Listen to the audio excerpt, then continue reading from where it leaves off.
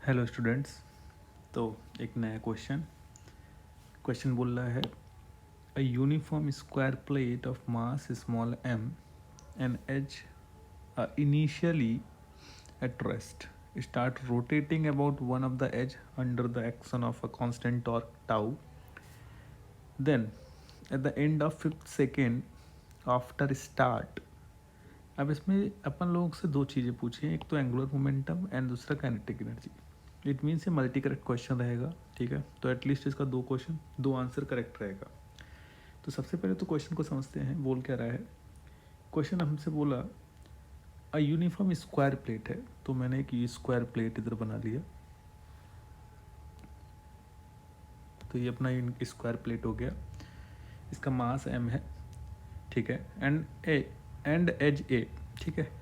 उसका जो एज है वो कितना है, small a। Initially at rest, ठीक है। Starts rotating about one of the edge, ये अपनी एक एज के अबाउट क्या करती है, स्टार्ट करती है रोटेट होना।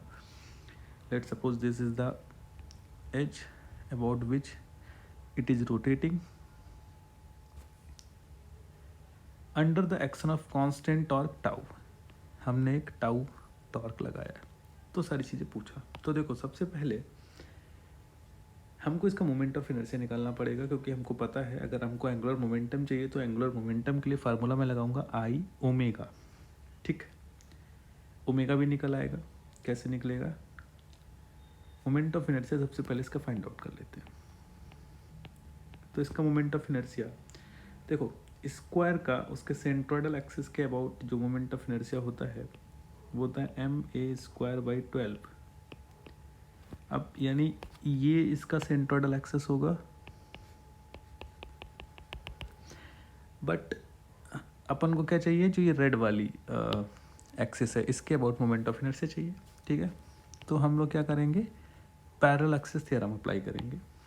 तो पैरेलल एक्सिस थ्योरम क्या बोलेगा कि मास इनटू जो भी डिस्टेंसेस है दोनों एक्सिस का, वो है a/2 उसका स्क्वायर। इसको थोड़ा सा सॉल्व करो तो you will get 4ma²/12, correct. तो this is the moment of inertia about the axis. कौन सा एक्सिस, जिस एक्सिस के अबाउट ये रोटेट कर रहा है। Let suppose the axis is o'। अभी क्या करना है, वी नो दैट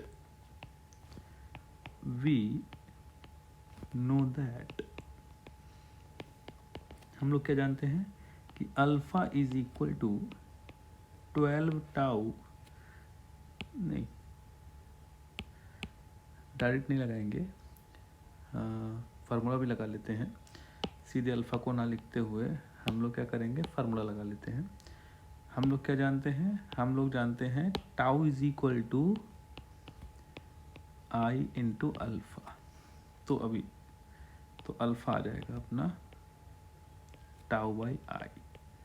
तो अब आई रखोगे तो यू विल गेट 12 टाउ/4ma²। It means alpha is 3 टाउ/ma²।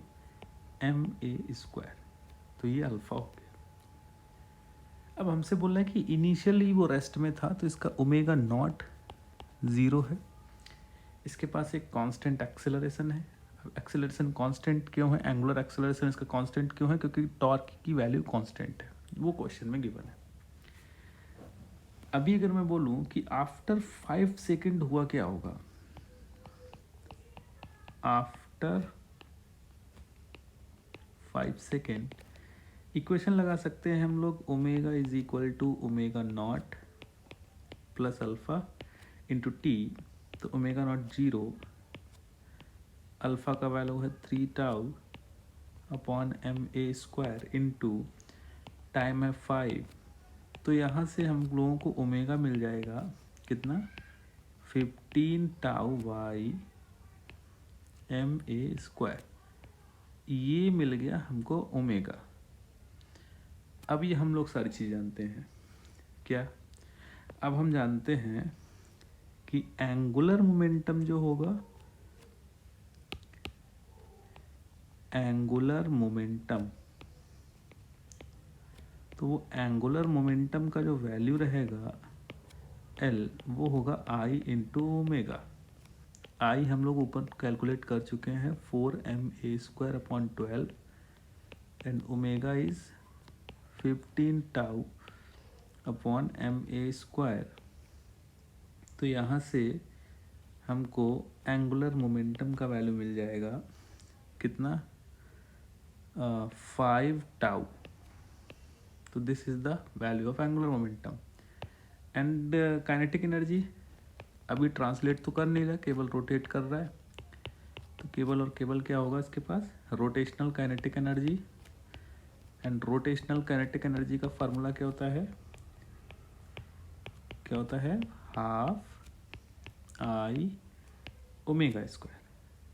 ठीक है, इसको आप लोग सॉल्व कर सकते हैं because you know the value of I which is equal to ma² by 4ma² by 12 and omega is 15 tau by ma² to the power 2। इस पूरे को आप कैलकुलेट करोगे then you will get 75 tau square upon 2ml square. तो ये हमारा क्या हो गया, काइनेटिक एनर्जी। तो क्वेश्चन में हमको क्या देखना था कि काइनेटिक एनर्जी के लिए हमको चाहिए क्या, बेसिकली निकाल, एंड एंगुलर मोमेंटम के लिए क्या चाहिए। तो वो हमने निकाल दिया क्योंकि हमको चाहिए था moment of inertia and angular velocity.